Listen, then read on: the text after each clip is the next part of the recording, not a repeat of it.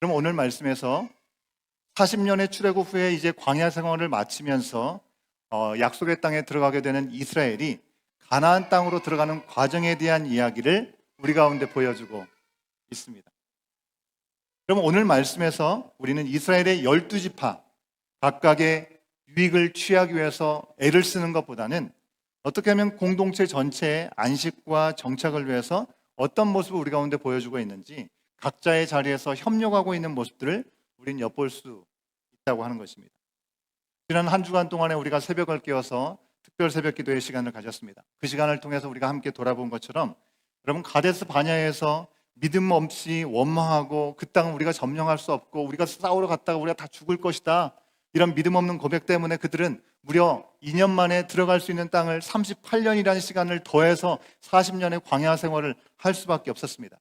그리고 그 시간이 다 지나고 이제 출애굽한 지 40년 만에 1세대들은 다 죽고 1.5세대, 2세대들이 가나안 땅 입성을 앞두고 가나안 바로 앞에 두고 있는 동편 땅, 헤스본 땅과 이 바산 땅을 완전히 점령하게 된 것이죠. 오늘 말씀 12절부터 17절까지의 말씀에서 이때 얻은 요단 동편 땅, 이 땅을 루벤과 갓지파와 그리고 므낫세 반지파가 분배를 받게 되었다는 것을 우리가 확인할 수 있습니다. 지도를 잠깐 보시면 오른쪽 쭉 위에 갈릴리 호수가 있고 쭉 요단강이 있고 사해 바다가 있죠. 그 기준으로 오른쪽이 요단 동편, 그죠? 왼쪽이 서편일 텐데 동쪽에 므낫세, 갓, 루벤. 약속의 땅은 분명히 서쪽인데 그 땅을 들어가기 전에 오른쪽에 있는 땅을 그들이 분배를 받는 모습들을 우리가 볼 수가 있습니다. 근데 므낫세는 또 서쪽에도 분배를 받죠. 노란색으로 되어 있는 거죠. 인원이 많았기 때문에 그랬던 것 같습니다. 여러분, 이처럼 가나안 진입을 하기 전에 동편의 일부 지파들에게 땅을 분배하게 된 이유, 민수기 32장에서 잘 나오고 있습니다. 시온 왕과 옥 왕에서 헤스본과 바산 땅을 차지하게 된 후에 그 땅을 둘러보게 된 것이죠.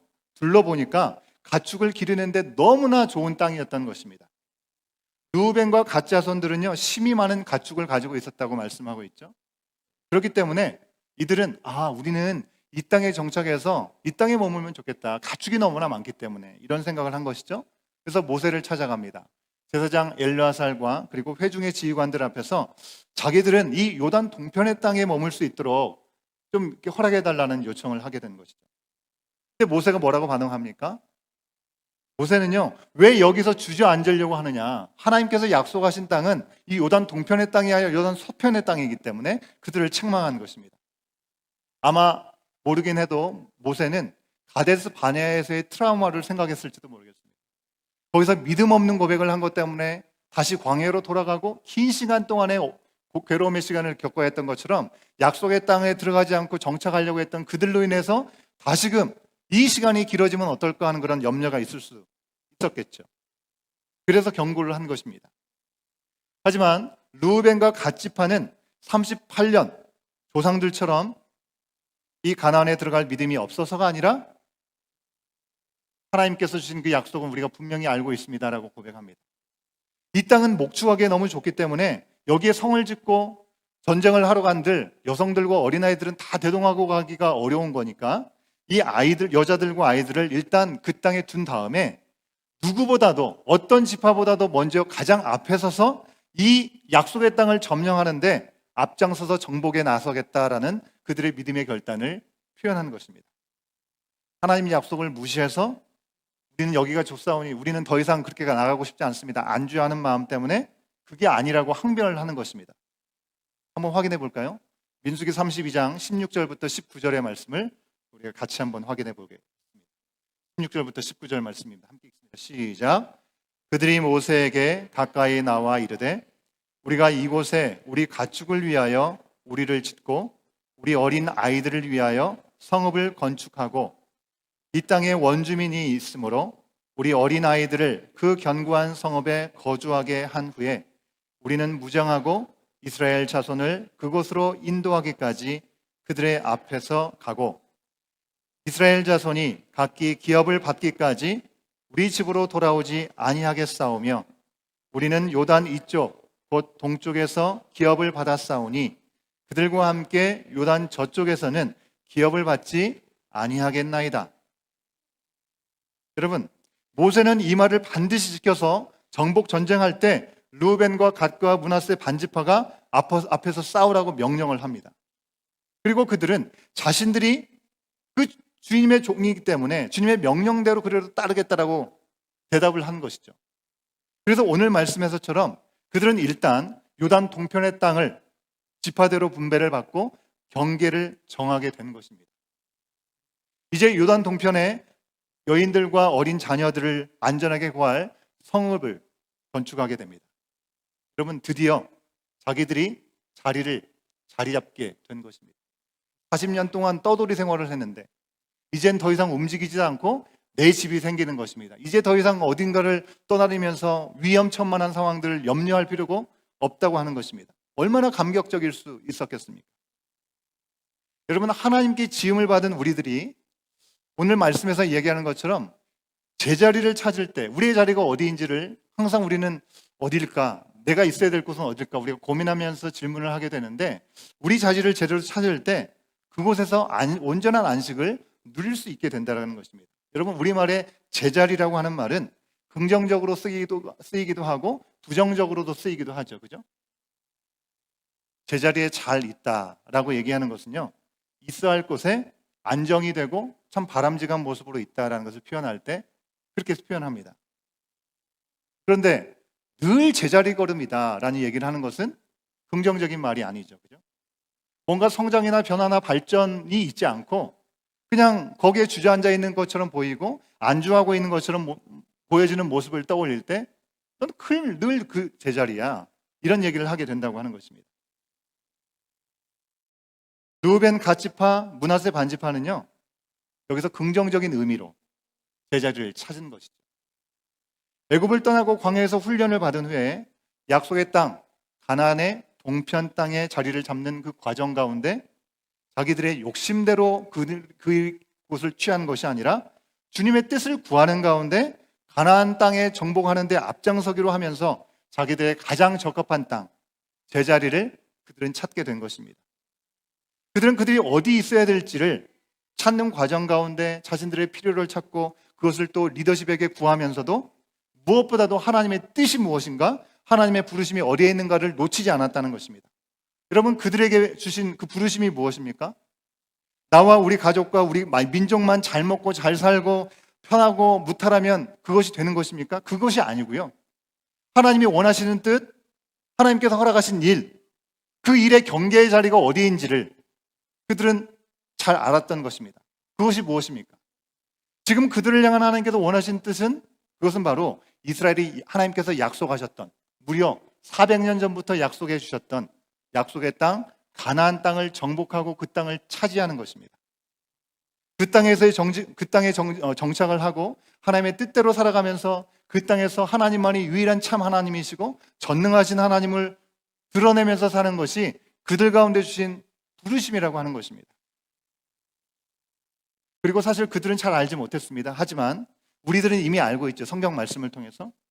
먼저 이스라엘을 하나님께서 택하시고 그들 가운데 구원자이신 예수 그리스도를 이 땅에 보내주시고 십자가에 달려 돌아가게 하심으로 말미암아 하나님의 완전한 구원 계획, 모든 인류를 구원하시고자 하시는 구원 계획을 이루어 가시는 길을 위해서 그들을 택하시고 그들을 이렇게 인도하셨다고 하는 것입니다. 그것이 바로 하나님의 뜻인 것이죠. 이스라엘을 선택해서 시작된 구원의 계획은 그들 안에만 멈춰지는 것이 아니라 열방, 전 세계, 온 세상, 이 땅을 구원받게 하시는 하나님의 큰 그림 안에 있는 그 큰 그림 안에서 완성이 되어지는 것이죠. 그럼 당시 이스라엘 민족은요, 열방 구원까지는 실감하지 못하고 거기까지 자세히 몰랐더라 하더라도 일단은 가나안 입성이라고 하는 부르심 앞에서 자기들의 주어진 자리가 어디인지를 분명히 찾고 하나님의 구원이라고 하는 큰 그림, 그 큰 그림에 필요한 퍼즐 조각을 하나하나 맞춰가는 가운데 이스라엘 약속하신 가나안 땅 점령을 앞두고 있는 퍼즐을 맞춰가고 있는 것입니다. 그들을 부르신 대로 제자리를 찾아서 지켜가고 말씀과 부르심에 순종하면서 하나님의 구원 경영이라고 하는 큰 퍼즐에 조각조각을 이루어가고 있는 것입니다. 제가 자주 우리가 하나님의 큰 그림의 퍼즐 조각과 같다라는 말씀을 드리곤 합니다. 오늘 말씀에서 더더욱 그 이해가 필요하다라는 생각을 해봅니다. 지금 하나님께서 세상을 구원하시려고 하는 큰 퍼즐이라고 하는 전체 그림이 있는데 그 가운데 이스라엘이 가나안을 정복하는 파트의 퍼즐이 맞춰지고 있는 것이죠. 그런데 여기에서 르우벤과 갓지파와 므낫세 반지파가 제자리를 못 잡으면요, 그러면 이 퍼즐은 제대로 맞춰질 수가 없는 것입니다. 여러분, 2,000개짜리 퍼즐 조각이 있다고 생각을 해보십시오. 자, 2,000개를 맞추는데 그 중에 다 맞추고 보는데 없어요. 조각이 남은 게 3조각이 부족해요. 3조각이 부족해가지고 이 빠진 것처럼 거기가 비어 있으면 뭐 부족해도 1997개 조각이 다 맞춰졌으니까 완성이다. 여러분, 우리가 그렇게 얘기할 수 있겠습니까? 뭐 퍼즐은 퍼즐인 거니까 뭐 그 정도로 우리가 유도리를 갖고 뭐 그 정도로 만족할 수 있겠죠. 하지만 하나님의 구원 계획의 그 놀라우신 역사라고 하는 것은 우리가 죽고 사는 문제라고 하는 것입니다. 그러니까 그렇지 않은 것이죠. 여러분, 아무리 우리가 보잘것없고 부족하고 연약해 보일지라도 우리를 하나님의 조각으로, 하나님의 구원 역사의 조각으로 부르셨다고 하는 것입니다. 그 퍼즐 조각으로서 르우벤, 갓, 므낫세 반지파가 자기들의 부르심대로 각자의 자리를 지키면서 그러기 위해서 요단 동편에 성을 짓고 이제 요단 서편에 점령하는 데 있어서 앞장서겠다라고 한 것은 정말 퍼즐 조각을 제대로 맞춰가고 있는 시간이라는 것입니다. 여러분, 그런 의미에서 모든 것이 제자리에 있는 것이 얼마나 중요한지 모릅니다. 여러분, 머리카락이 머리에 있으면 아름답습니다. 그죠? 제 나이 이상 되신 분들은 공감을 하실 겁니다. 그러나 이 아름답게 멋지게 보여지는 머리카락이 머리에 있지 않고 우리가 먹는 밥에 있다고 생각해 보십시오. 뭐가 나올 수도 있겠고요. 밥맛이 떨어질 수도 있을 것입니다. 제가 예전에 이와 비슷한 얘기를 말씀을 드렸는데 기억하시는 분 계실지 모르겠습니다. 그럼 우리 인생들도 하나님의 계획 가운데 주어진 피조물이기 때문에 피조물로서 부르신 자리, 그 자리에서 각각 서 있는 것 너무나 중요하다는 것입니다. 지금 삶의 자리를 떠나서 뭔가 위대한 일을 위해서 언젠가 내가 그것을 이루겠다. 지금의 삶에는 별로 이렇게 중요하게 생각하지 않고 하나님의 인도하심이 어디에 있는지는 별로 상관하지 않고 내 마음대로 내 뜻대로 살다가 언젠가 또 하나님께서 또 나에게 분명히 시간을 주실 텐데 그 언젠가 내가 하나님을 기쁘시게 할 놀라운 일들을 하겠다. 그런 결심을 언젠가 하는 것보다는 여러분 소개해드린 이 겐더 마을의 사람들을 생각해 보십시오. 그들은 수많은 비행기들이 급착륙을 해야 되고 그들의 삶의 자리를 갑자기 불청객처럼 찾아와가지고 도움을 받아야 되는 그 사람들 앞에 섰을 때는 그냥 일상적인 삶에 찾아온 어려움이었다고 하는 것입니다. 자기의 삶의 자리에서 평범하게 부르심대로 살아가다가 때때로 예기치 않은 그런 어려움들이 내게 주어지는 것을 그 일들을 왜 그런가 원망하고 불평할 것이 아니라 최선을 다해서 우리가 하나님의 인도하심이 무엇일까, 하나님의 마음은 무엇일까, 그 말씀을, 그 마음을 새기면서 우리가 쓰임받는다면 이보다 더 좋은 일은 없을 것 같습니다. 그럼 물론 특별하게 내가 살아가는 삶의 자리를 떠나서 멀리 또 하나님의 특별한 일을 위해서 특별하게 부르심을 받는 분들도 있습니다. 오늘 우리 교회에 방문하신 우리 니카라가 박우석 선교사님의 가정이 그럴 수 있겠죠. 살아가던 삶의 자리를 내려놓고 편안함과 안정된 모습과 또 가족과 친지의 모든 관계들을 다 내려놓고 하나님의 복음을 전하기 위해서 헌신한 그런 부르심도 분명히 있습니다. 그럼 그런 선교사님들이 있기 때문에 120여 년 전에 우리 민족에도 복음이 들어왔고 그 복음으로 인해서 오늘 우리는 이 자리에서 주님을 알고 예배할 수 있는 것 아니겠습니까? 또한 저처럼 교회 공동체를 말씀으로 인도하라는 그 부르심에 따라 무엇보다도 주님의 몸된 교회를 우선시 생각하면서 부르심을 따라 살아가는 그런 사람도 있습니다. 하지만 모두가 해외에 나가서 선교의 일을 감당해야 되고 그리고 모두가 목회자로 부름받는 것은 사실 아니죠. 2주 전에 우리가 은혜 가운데 우리 성탄절 예배를 드렸습니다. 성탄 예배 때 그냥 봐도 너무나 사랑스러운 우리 교회 안에 어린 아이가 손을 들고 이렇게 찬양을 하면서 크게 이렇게 좀 즐거움을 전달해 주는 그런 모습을 보게 된 것이죠. 은혜롭게 찬양하는 하는 모습을 보면서 너무나 귀엽고 사랑스러워서 제 아내가 그렇게 얘기했대요. 엄마한테. 이 아이는 나중에 하나님의 종으로 쓰임 받으면 좋겠다. 엄마가 우리 아이는 평신도로 잘 섬기겠다고 즉각적으로 반응을 했다고 해서 제가 크게 웃었습니다. 여러분, 어떤 부르심이든지 아무튼 우리 모두가 우리가 원하는 자리가 아니라 하나님께서 부르신 그 제자리를 지키면 참 좋겠습니다. 오늘 말씀에서 루벤과 갓과 므낫세 반지파뿐만 아니라 제자리를 지켜야 했던 다른 사람에 대한 이야기도 우리 가운데 소개해 줍니다. 그 사람은 다름 아닌 모세였습니다. 하나님은 모세를 통해서 여호수아를 차세대 인도자로 리더로 세우려고 하셨습니다. 여러분, 모세는요, 리더십을 이제 넘겨주는 것, 거기에는 미련이 없어 보입니다. 저라도 그럴 것 같아요. 여러분, 광야에서 하나님의 뜻대로 이스라엘을 이끄는 일이 얼마나 힘들었겠습니까? 자기 목숨을 내놓고 중보기도 하면서 나가야 되는 길이었습니다. 그런데 그들이 반역도 하죠. 반역을 하게 되면 하나님께서 심판하시는 것을 직접 봐야 했고요. 또 자기에게 대항하는 일들도 얼마나 있었습니까? 그것도 자기 친형제들이. 가장 가까운 가족이 동역자가 정말 자기를 배반하는 것 같은 느낌이 들었을 때, 그런데도 불구하고 그들을 용서해달라고 기도했던 이 모세의 마음이 어땠을지를 생각해 보면 참 얼마나 괴롭고 힘들고 어려운 순간들이 많았을까를 생각해 봅니다. 이제 그것을 내려놓을 수 있으니 좋지 않을 수 있을까요? 좋지 않았을까요? 그리고 무엇보다도 이제 그는 늙었습니다. 힘도 없습니다. 정복전쟁의 리더가 된다라고 하는 것 너무나 힘든 숙제인 것이죠. 그 스스로도 알았을 것입니다. 80세에 부름을 받았지 않습니까? 80세에 출애굽 여정을 이끄는 리더로 부르심을 받았습니다. 출애굽에 40년이 지나고 이제 120살이 되었습니다. 물론 요즘 쓰는 표명보다는 좀 길긴 하지만 그래도 이런 신명기의 말씀을 담대하게 후손들에게 말씀을 지켜야 된다라고 이야기하는 모습들을 우리가 떠올려 보면 아주 놀라울 정도로 강건하고 건강한 이 모세의 모습을 우리는 그려볼 수 있습니다. 그런데 모세는 이 리더십에 대한 미련은 별로 없었지만 약속하신 땅, 가나안 땅에 대해서 들어가서 직접 보고 싶은 마음은 너무나 컸던 것 같습니다. 그래서 하나님께 구했죠. 왜 그런 일이 있었습니까? 왜 못 들어간다고 한 것입니까? 이미 무리바에서 물이 없다고 원망하는 이스라엘 백성들에게 하나님께서 물을 내어주라고 말씀하셨을 때 이 모세는 지팡이로 반석을 치면서 자신의 속상한 마음을 분노를 표출했던 것이죠. 하나님의 영광을 가리우게 되었습니다. 그래서 그는 가나안 땅에 들어가지 못하게 될 것이라고 하나님의 말씀을 들었던 것이죠. 이미 들어서 알고 있습니다. 그런데 막상 이제 코앞에 가나안 땅이 앞에 있으니 그 땅에 들어가 보지 못한다는 것이 너무나 아쉬웠던 것이죠.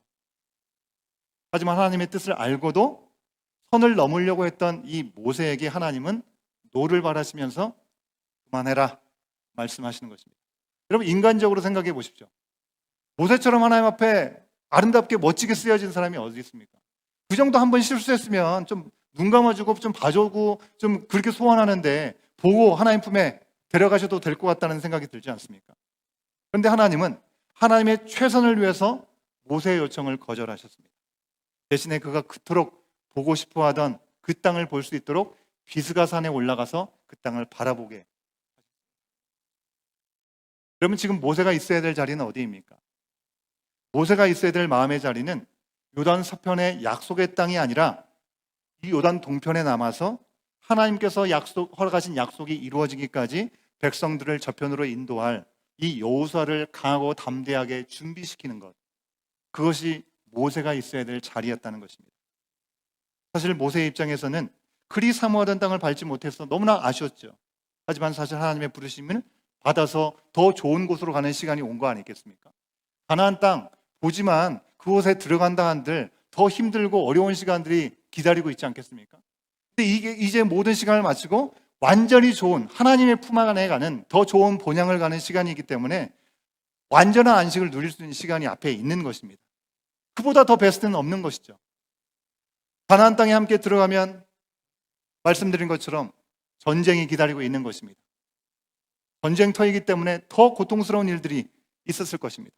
또 백성들은 모세가 호흡을 다하지 않고 이 그저 리더십을 이양해 준 상황이라고 한다면 이제 전쟁을 앞두고 대적할 사람들이 많은 가운데 마음을 하나로 모아야 되는데 여호수아가 리더십으로 세워졌음에도 불구하고 모세가 살아있기 때문에 마음이 나눠지는 일들이 또 생길 수 있지 않겠습니까?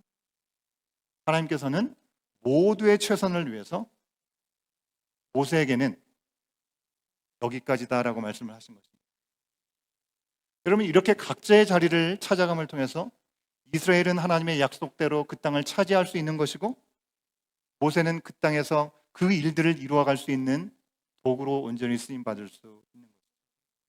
그래서 하나님은 르우벤과 갓과 므낫세 반지파의 요청은 그대로 들어주셔서 동편 땅에 정착을 하게 되고 모세는 그 땅에 들어가지 못하게 되는 것입니다. 그럼 하늘이 땅보다 높고 크신 그 하나님의 뜻은 우리를 부르신 그 자리에 있을 때 최선으로 이루어진다는 것입니다.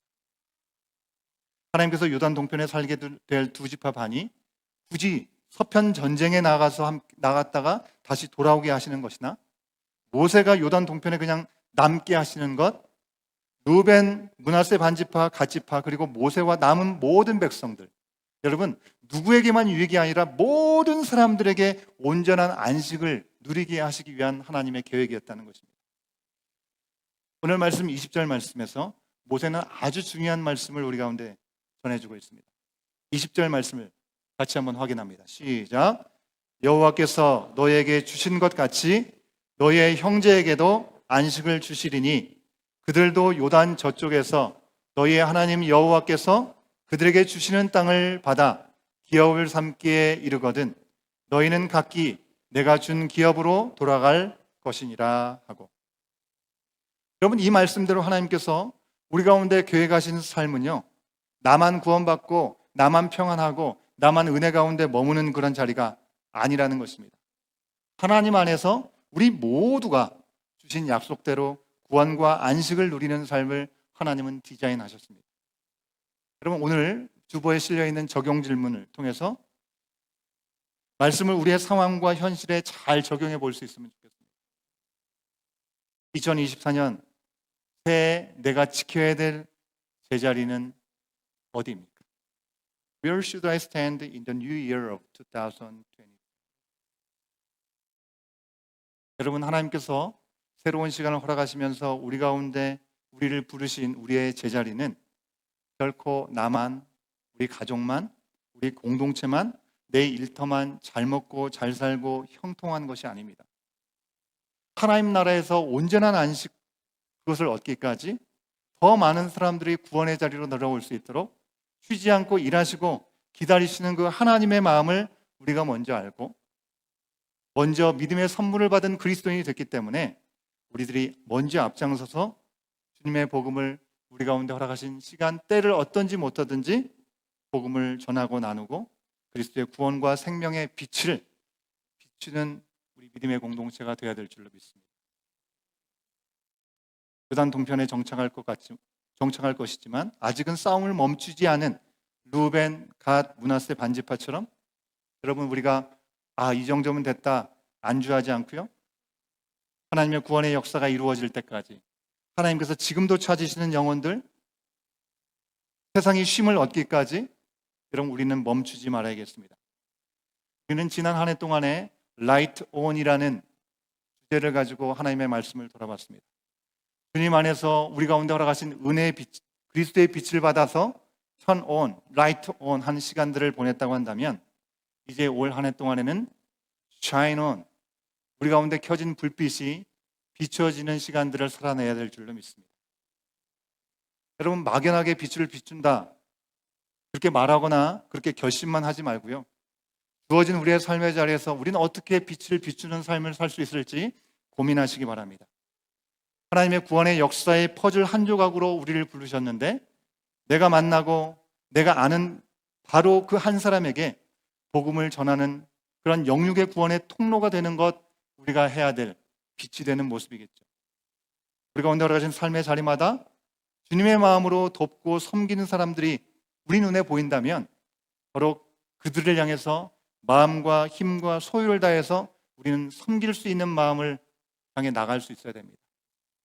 그래서 우리 정원 모임, 각 정원들이 이제 올해부터는 선교지들을 다 매칭하고 정해서 그곳을 위해서 직접 연결하고 그곳을 위해서 함께 기도하고 필요에 따라서 손을 펴는 그런 일들이 우리 정원들을 통해서 진행될 것입니다. 그럼 거기에 마음을 하나로 모아주시면 좋을 것 같습니다. 하나님의 질서가 이미 너무나 많이 무너져서 기상이변 현상들이 우리 가운데까지 찾아왔습니다. 온 세상이 신음하고 있습니다. 이 땅이 쉼을 어떻게 얻을 수 있겠습니까? 내가 할 수 있는 것은 아무것도 없다 생각할 수 있지만 우리가 얘기하지 않습니까? 일회용 쓰지 말자는 것이죠. 교회 왔을 때만이라도 텀블러 가지고 다니는 아주 작은 일부터 하나님께서 기뻐하신 일이라고 한다면 조금 불편해도 무엇이든지 시작하고 계속할 수 있으면 참 좋겠습니다. 찬양팀은 나오시면 좋겠습니다. 여러분, 올 한 해 우리가 기대하는 마음을 갖고 소망의 마음으로 2024년도를 시작했지만 우리 옆에 어떤 일들이 찾아올지 우리는 다 알 수 없습니다. 하지만 지난 한 주간 동안에 특별 새벽 기도를 통해서 하나님은 분명하게 우리 가운데 말씀해 주셨습니다. 뭐라고 하셨습니까? 어떠한 상황과 어떤 형편이 있다 할지라도 언제나 우리보다 먼저 앞서 행하시고 우리 가운데 그 길을 인도하신다고 말씀하신 하나님, 지금도 우리 가운데 주신 약속 가운데 우리를 말씀으로 상황으로 인도하시는 우리 하나님을 더욱 의지하고 다시 한번 우리 가운데 주어진 삶의 자리마다 예부터 주셨던 그 말씀 위에 새로운 시대, 새로운 세대 속에서 부르심이 무엇인가 믿음으로 응답하고 오늘 말씀대로 주어진 자리에서 그 시간을 잘 제자리를 찾아지키고 그 자리를 온전히 주님을 바라보면서 지낼 때 우리 또한 누군가에게 쉼과 위로가 되는 사람이 될 수 있는 그런 삶을 멋지게 살아내는 저와 여러분 우리의 모습이 될 수 있기를 간절히 소원합니다.